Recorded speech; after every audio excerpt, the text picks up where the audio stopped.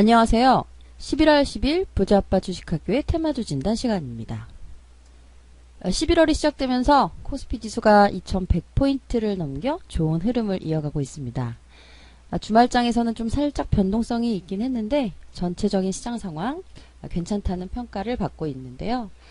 지난 시장 이야기 오늘도 최 이사님 모시고 함께 들어보고요.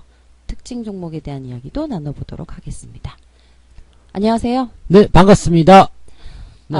해외 시장, 국내 시장 네. 모두 좋은 소식이 들린다고 하는데 네네. 어떤 내용이 있을까요? 일단은 미중 무역 협상이 잘 되고 있다는 거 이거 아니겠습니까? 그래서 네. 지금 장소 때문에 어찌 될지 잘 모른다. 그런 불확실성에 대한 얘기도 분명히 있었습니다만 그래도 이제 관세 철폐라든지 이런 쪽으로 이야기들이 계속 진행이 되고 있다 보니까 타결에 대한 기대감이 훨씬 높아지지 않았나라고 생각되고 있고요. 여기다가 이제 추가적으로 12월에는 북미 협상이 진행될 수도 있다. 그런 얘기가 또 나온단 말이에요. 그러니까 북한과의 관계도 또 개선될 수 있다. 이런 느낌이 좀 받을 수 있는 내용이 있고요. 또 문 대통령과 아베 총리가 환담을 나눴었던 이야기 있었죠. 그래서 한일 관계가 개선되는 이야기도 나오고 있다. 여기다 외국인들의 매수 유입 계속 들어오고 있는 모습이 있고요. 그러다 보니까 전체적으로 이제 시장에 유입되고 있는 기대감들이 매우 다양하게 나타나고 있는데 악재가 없어요. 악재가 없고 지속적으로 좀 어떤 그동안 있었던 문제점들을 해결시켜 나간다거나 기대감을 충족시켜주는 그런 형태의 재료들이기 때문에 시장이 아마도 이제 이런 호재성 재료로 충만되어 있는 모습이 아닐까 생각되고 추가적으로 이제 주가가 상승할 수 있는 배경들이 어느 정도 만들어져 있다 이렇게 보시면 될 것 같습니다. 네, 외국인들 말씀해 주셨는데 이 외국인들 매수가 들어오면 주가가 상승하는 건가요? 대체로는 그렇다고 봐야 되겠죠. 왜냐면 이제 외국인들은 이제 우리나라 바깥에서 우리나라를 바라보는 입장이잖아요. 그래서 외국 입장에서 이제 불안정한다거나 아니면 조금 투자하기가 조금 껄끄럽다 그러면은 대체적으로 좀 매수가 안 들어오려는 모양새가 좀 나오겠죠. 근데 외국인들이 매수가 들어오고 있는 입장들은 그만큼 안정적이다 이런 의미가 될 수 있겠고 한국 시장이 매력적이다라는 의미가 될 수도 있을 겁니다. 그것 외에도 이제 연말 시즌에 들어가다 보니까 이제 배당주라든지 이런 쪽에 관심을 가지는 그런 외국인들 좀 있을 테고요. 또 외국인들의 매수가 들어오게 되면 보통 이제 대형주 쪽에 움직임들이 나오게 되는데 최근 대형주들 실적도 좀 나쁘지 않았거든요. 그래서 이런 어떤 기대감들을 가지고 들어온 부분이 좀 있었을 겁니다. 추가적으로 하나만 더 말씀드린다면 미중 무역 협상이 해결이 되면서 전체적으로 이제 투자의 어떤 그 심리가 많이 개선이 됐는데 미국의 금리가 낮아지다 보니까 이머징 마켓 쪽으로 눈을 돌리는 투자자들도 많이 늘어나고 있습니다. 그렇다면 이머징 마켓에서 가장 매력적인 국가는 어디일까 생각해 본다면 역시 한국 시장으로 자금이 들어오는 것이 이상하지 않다. 이렇게 우리가 판단해 볼 수가 있겠죠. 네, 그렇군요. 11월에도 좀 기분 좋게 상승세가 이어졌으면 좋겠네요. 네, 특징주 알아보도록 할게요. 시장의 핫 이슈 종목들 또 두 종목 준비해 주셨는데요. 첫 번째 종목이 아시아나항공입니다. 네, 아시아나항공은 이제 매각 이슈가 있는 거죠. 지금 현재 상태를 보게 되면은 이제 본입찰이 이제 들어갔어요. 본입찰이 들어갔는데 지금은 이제 현대산업개발이 이제 여기에서 유력하다라고 얘기가 나오네요. 2조 5천억을 써놨답니다. 그래서 지금 보면은 이제 애경이 원래는 좀 잘 되지 않겠는가라고 되어 있었는데 2조 원에 미치지 못한다라는 얘기가 나오고 있기 때문에 이번 현대산업개발에서 써놓은 2조 5천억 가량의 그런 큰 자금들은 아마도 현대산업개발 쪽으로 좀 기울여가는 모습이 나오지 않을까 생각됩니다.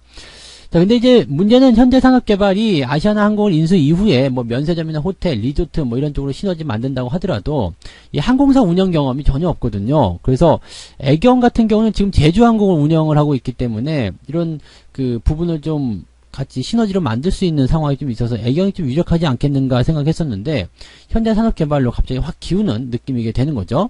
자, 어쨌건 아시아나 입장에서 본다라면 누구한테 팔려가든 팔려가는 것은 좋은 소식입니다. 그래서 왜냐면 이제 그동안 부채에 대한 어떤 내용들이라든지 이런 것들이 계속 부담으로 작용이 됐을 텐데, 이것이 이제 M&A가 성공을 하게 되면서 그런 기대감으로 작용하게 됐을 가능성이 높겠습니다. M&A를 통한 재료가 나왔을 때, 이 피인수 기업에 대한 부분들은 긍정적으로 효과를 만들어 볼 수 있기 때문에, 추가적인 상승이 어느 정도 나올 수 있겠다라는 생각을 좀 해볼 수가 있을 것 같습니다. 일단, 지난번에 상승했었던 부분, 이때도 이제 M&A 관련한 이슈였고요. 그리고 나서 잠잠해지다가, 이제 다시 본 입찰에 대한 얘기가 나오고 있으니까 이제 구체화되기 시작한다라면 아마도 아시아나항공의 주가가 전체적으로 좀 반등세를 보이게 되지 않겠나 생각합니다. 가지고 계신 분들은 홀딩 전략 유지하시면 괜찮겠고요.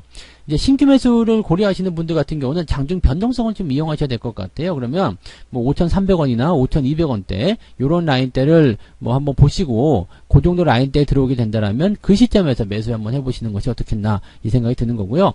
그 위쪽에서는 아마도 변동성 때문에 대응하시기가 조금 어려우실 것 같아서 최대한 가격을 변동성을 이용해서 싸게 사보자 그렇게 한다라면 괜찮겠다 이 말씀 드릴 수 있겠고, 가지고 계신 분들은 뭐 일단 보유 관점 그대로 유지하시는 전략을 말씀을 드려야 될 것 같습니다. 네, 아시아나항공 알아봤습니다. 보유하신 분들에게는 홀딩 전략, 그리고 신규를 고려하시는 분들은 5,200원이나 5,300원 정도 선에서 공략을 해보시면 괜찮다는 의견 덧붙여 주셨습니다. 네, 두 번째 종목은 아난티입니다. 어떤가요? 대북 관련주가 요즘에 이제 좀 올라오는 모습 보이고 있습니다. 뭐 아난티 말고도 뭐 푸른 기술이라든지 이런 기업들 오늘 상승세 많이 보였는데, 이게 이제 김정은이 금강산에 있는 남측 시설을 다 철거해라. 네, 자기네끼리 사업하겠다. 이런 얘기가 나오면서 대북 관련주에 좀 안 좋게 움직였었죠. 그런데 이제 대북 관련한 이슈를 좀 보게 되면 북한이 이제 금강산 사업을 한다고 하더라도 그것을 독자적으로 하기는 어렵단 말이죠. 금강산 관광을 누군가가 가져야 되는데, 사실 외국인들 입장에서는 금강산보다 좋은 데 많은데 굳이 북한으로 들어가서 금강산을 봐야 될 이유가 없죠. 다만 이제 남한 국민들에게는 금강산이라는 곳이 이제 상징적인 의미가 있기 때문에 남한이 협조가 돼야 되는데, 북한이 저런 식으로 남한을 배제한 상태에서 자기네들이 독자적으로 해가지고 금강산 관광하니까 와라 이렇게 된다면 한국 정부가 도와줄지 안 도와줄지도 모르는 상태가 될 거고요. 그래서 북한 입장에서 장사를 해서 돈을 벌고 싶다라면 우리 정부의 어떤 심기를 건드리지 않는 것이 좀 유리하지 않을까라는 생각을 좀 해볼 수도 있겠고요. 자, 그 다음에 북미 정상회담이 나오게 된다라면 일단 뭐 북한과의 관계가 또 개선될 수 있는 가능성이 좀 있거든요. 그래서 지금 상당히 좀 뭐 불안정한 그런 부분일 수는 있겠습니다만 정책적인 부분으로 밀고 나가는 내용이기 때문에 대북 관련한 내용에 대해서는 일단 정권이 유지되는 한은 추가 상승에 대한 부분들은 기대해 볼 수가 있겠죠. 다만 이제 이런 것들이 작년부터 굉장히 많이 많이 올랐었던 그런 내용들이 있었기 때문에 여기에 대한 조정을 충분히 받고 그 다음에 추세가 돌아가는 자리까지 확인해야지만이 흐름이 바뀔 수 있다라고 보셔야 되겠습니다.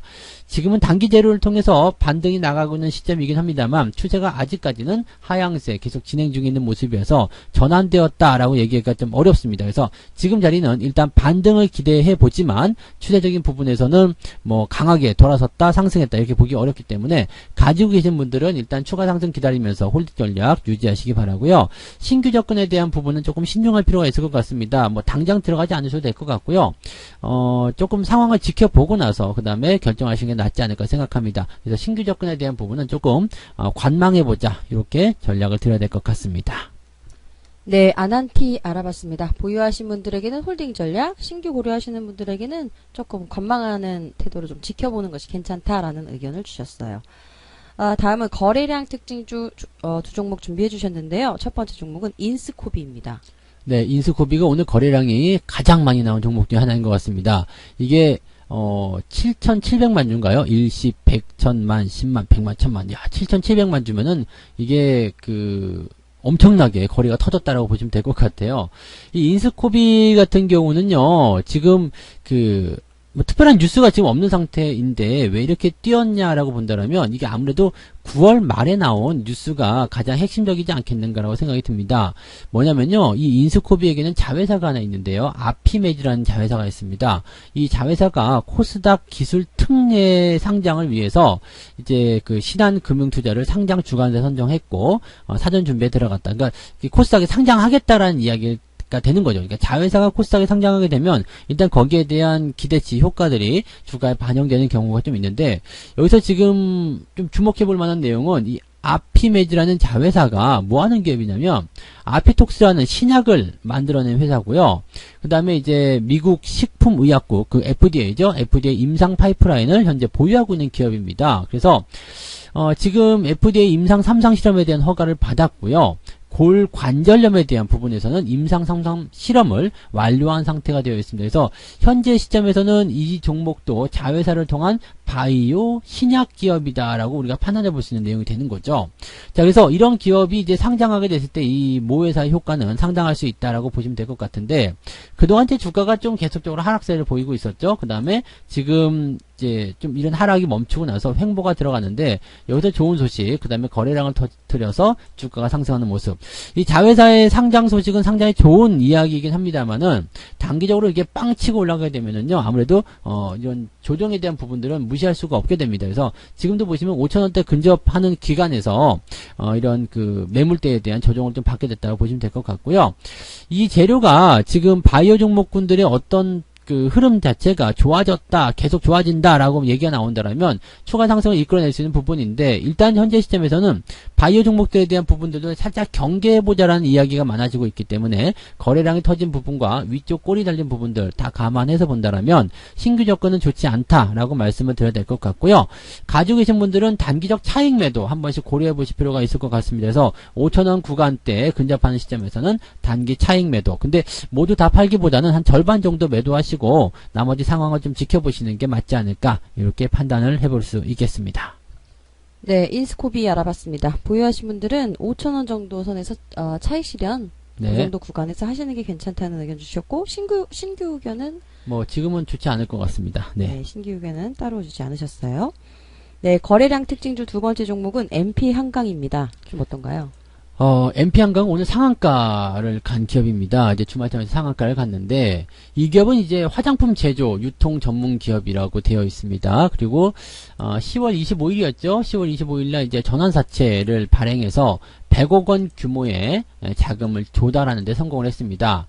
그래서 올 하반기부터는 이제 해외 시장 공략을 통해서 동남아라든지 일본 이런 쪽에 수출 계약을 따냈는데, 뭐 이런 것들은 이제 상당히 고무적인 부분을 볼 수 있겠습니다. 근데 이 종목의 리스크는요, MP그룹이죠. MP그룹. 미스터 피자로 많이 알고 계시는데요. 이 MP그룹이 현재 거래 정지 기간에 들어가 있습니다. 상장 폐지가 될 수 있다라는 부분에서 개선 기간의 8개월 정도 진행이 되고 있는 모습이거든요.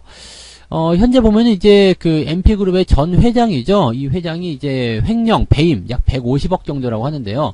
회임, 횡령 혐의로 구속이 되어 있는 상태입니다. 이렇게 그 오너가 횡령이나 배임을 통해서 구속이 되게 되면 기업의 이미지는 상당한 타격을 좀 입게 되는 거고요. 또 MP그룹에 투자를 한 사람들 입장에서는 이 MP 한강까지도 같이 싸잡아서, 왜 그룹주의이기 때문에 다 같이 나쁜 놈들이라고 볼 수밖에 없는 내용이겠죠. 현재 MP그룹 오너 일가들은 신용불량자가 계속 증가하고 있다고 합니다. 왜냐면 이제 주식담보대출이나 이런 것들을 해결하기 위해서 계속 돈을 빌리고 있는데, 뭐 이런 것들이 좀 여의치 않은 것 같은 그런 느낌인 것 같아요. 자, 어쨌든 기업의 전체적인 분위기는 썩 좋지 않은 상황에서 현재 이런 전환사채 발행을 해서 100억 원 규모의 자금을 조달했다는 것은 상당히 의미 있는 부분이라고 볼 수는 있겠습니다. 자, 현재 이제 이런 악재들을 통해서 주가가 하락세를 보였는데, MP그룹이 일단 지난 6월에 이 상장 폐지를 일단 모면을 했고요. 내년 2월까지죠. 네, 8월달이니까 8개월 동안 개선 명령이니까 내년 2월까지는 이제 개선 기간이 부여가 돼서 상장 폐지가 일단은 유예가 됐습니다. 그러면 그 시점 대비해가지고 저점 잡기 시작했고요. 이번에 이런 전환사채 물량 그 자금 확보에 대한 이야기 나오면서 주가가 상승하는 모습이 나타나게 된 겁니다. 자, 일단 상한가로 마감이 됐기 때문에 일단 마감 시점을 좀 잘 살펴보게 되면은요, 잔량이 48만 주입니다. 이렇게 많지는 않죠. 지금 1,300원짜리 잔량이 48만 주 정도밖에 없다 그러면은요, 이거는 이제 월요일날 상한가가 풀릴 수도 있는 그런 상한가다라고 보시면 되겠습니다. 그리고 추가 상승이 나왔을 경우에는 이제 이 이격도가 지금 좁혀지는 관계에서 이 매물대에 대한 저항이 들어갈 수 있기 때문에 아마도 단기적 차익 매도가 나올 수 있는 구간이 월요일날 형성되지 않겠는가 생각이 됩니다. 그래서 반등 시 이 종목은 차익 실현 관점으로 접근을 좀 하시는 게 맞지 않을까 생각이 들고요. 신규 접근 같은 경우는 당연히 좋지 않겠죠. 그래서 신규 접근은 지금은 많이 늦은 감도 있고요. 지금 들어가서는 먹을 게 별로 없을 것 같다 생각이 좀 드니까 신규 접근은 자제해 주시기 바랍니다. 네. 네, MP 한강 알아봤습니다. 보유하신 분들에게는 이제 뭐 차익 실현, 매도 네. 의견을 주신 거고요. 네. 신규 의견은 따로 주지 않으셨습니다. 네, 검색어 상위 종목도 두 종목 준비해 주셨습니다. HLB 첫 번째 종목이에요. 어떤가요? 네, HLB는 참, 네, 논란이 많은 그런 종목이기도 하고요. 제가 진단을 제법 많이 드렸습니다. 이 종목은 뭐 연속으로 몇 주간, 네, 진단을 드렸고, 10월 달에도 계속적으로 말씀을 좀 드렸었는데, 지금 같은 시점에서는 신규 접근은 절대 좋지 않다라는 말씀을 계속 해드리고 있거든요. 근데, 지금 그 HLB에 대한 상황을 조금 객관적으로 좀 보셨으면 좋겠어요.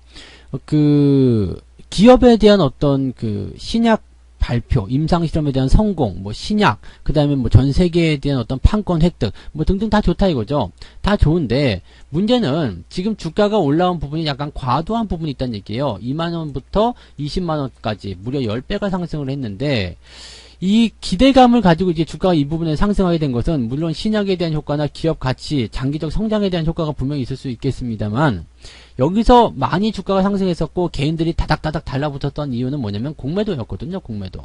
근데 공매도 잔량 지금 확인해 보시면 아시겠지만 나온 게 없어요. 공매도 잔량이 계속 들어가 있단 말이에요. 지금 매매 동향을 여러분들이 살펴보시더라도요. 공매도 환매한 내용이 없단 말이죠. 환매가 나오면 여기서 매수로 잡혀야 되는데 지금 잡히지 않고 있습니다. 그러면 공매도 잔량이 490만 주, 500만 주 그대로 쌓여 있다는 이야기인데 이 잔량이 이 환매가 대규모 환매로 들어가야지 주가가 여러분들이 생각하시는 대로 올라갈 수 있는데 이게 안 나온다는 얘기예요. 그래서 요게 안 나오는 상황이라면 여기서 이제 신규 매수가 들어간 사람들에게는 굉장히 위험한 단계가 될 수 있다는 이야기죠. 네. 그리고 이미 그런 어떤 부분들이 10배 이상 주가가 상승하면서 많은 호재성 재료들이 주가에 반영됐을 가능성도 있다는 얘기입니다. 무분별한 유튜브나 이런 것들을 통해 가지고 여기서 목표 주가 50만원 제시한 사람들 굉장히 많았었는데요. 50만원을 제시하는 그 근거가 뭐냐면 앞으로 엄청나게 성장할 것이다. 네. 뭐 물론 그럴 수 있겠죠. 근데 지금 그 얘기를 듣고 여기 20만원에 들어간 사람들은요. 현재 마이너스 30%의 손실을 보고 있단 말입니다.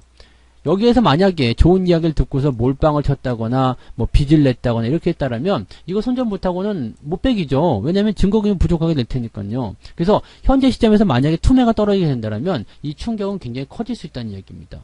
신규 접근은 지금 하시면 안 되는 위치예요. 이미 뭐 수익 난 사람들이 여기 시점에서 변동이 좀 나오더라도 가져갈 수 있겠죠. 그래서 뭐 밑에까지 빠지더라도 난 보유하겠다. 그거는 수익 난 사람의 입장이고요. 신규 접근자의 입장 또 신규 매수를 바라보는 입장에서는 이런 부분들은 절대적으로 경계해야 되는 부분이라는 거 절대 잊으시면 안 됩니다. 그래서 이런 이야기들을 해드리면 좀 받아들이시는 분들이 있는가 하면은요, 그냥 아직도 여기에서 그냥 막 이렇게 쏴대시는 분들이 계시는데, 네, 지금 제가 실제로 여기서 매수를 해가지고 계좌를 보여드렸잖아요. 마이너스 30% 나온 거. 과연 버틸 수 있겠냐 이 말입니다.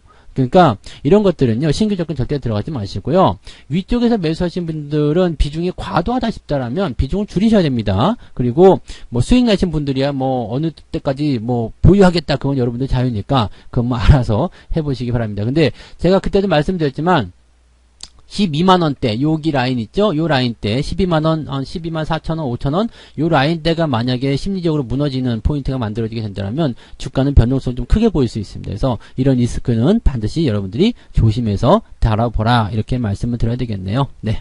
네. HLB 알아봤습니다. 보유하신 분들에게는 비중을 좀 축소하시는 것이 괜찮다는 의견. 그렇죠. 뭐 수익이 많이 나신 분들은 뭐 마음대로 하시고요. 네, 대신에 최근에 매수하셨는데 비중이 많다, 손실 중이다 그런 분들은 비중 축소로 반드시 가셔야 됩니다. 네. 네. 그리고 신규 의견은 아니죠. 네, 하시면 안 좋지 됩니다. 않다라는 네. 의견 주셨습니다. 그리고 검색 상위 종목 두 번째 종목은 삼성전자예요. 어떤가요? 네, 삼성전자는 최근에 이제 외국인 매수라든지 뭐 배당주라든지 대형주라든지 이런 쪽을 통해서 뭐 업황 호전도 있고요. 계속해서 이제 상승세를 보이고 있습니다. 그러다 보니까 관심들이 많이 쏠리고 있는 상황인데 현재 이제 삼성전자 같은 경우도 이제 뭐 최근에 제가 방송을 해드린 부분이 있다라면 삼성전자가 상승할 수 있는 이유는 굉장히 많이 있습니다. 그래서 삼성전자가 장기적으로 좀 상승할 수 있겠다라는 생각이 좀 드는데 문제는 뭐냐면 이게 현재 53,000원, 54,000원 구간이 직전 고점에 대한 저항대예요. 그러다 보니까 이격도 좀 벌어진 상태에서 직전 고점에 대한 저항을 맞이하니까 뭔가 예의상 조금 보여줘야 되는 부분이 좀 생겼다는 얘기죠. 즉 아래쪽으로 한번 들어왔다가 다시 나가더라도 무언가 기간적인 조정이 됐든 아니면은 뭐 가격적인 조정이 됐든 무언가를 한번 보여줘야 될 시기가 됐다라는 말씀을 어제 제가 해드린 적이 있는데 이 이후에 이제 주가가 좀 들어오는 모습이 있죠. 물론 단기적인 변동은 크게 신경 쓰실 필요가 없습니다. 장기적으로 보셔야 되는 종목이라면 이런 종목들은 계속 홀딩하셔야 되는 거죠. 근데 단기적 관점에서는 아무리 좋은 종목도요, 사자마자 손실이 나면 기분이 되게 더럽거든요. 잘 생각해 보세요.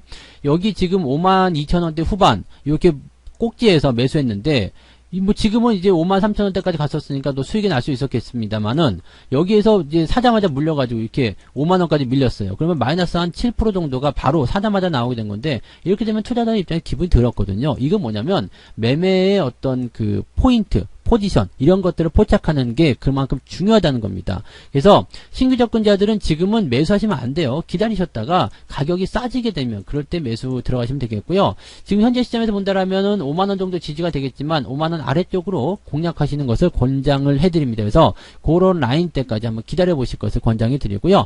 가지고 계신 분들은 내가 단기냐 장기에 따라 내용이 달라지겠습니다만 삼성전자로 단타 들어가시는 분은 없을 거라 생각해요. 그래서 장기 투자하시는 분들은 그냥 뭐 움직임들 크게 신경 쓰지 마시고 홀딩 전략을 유지하시면 될 것 같습니다.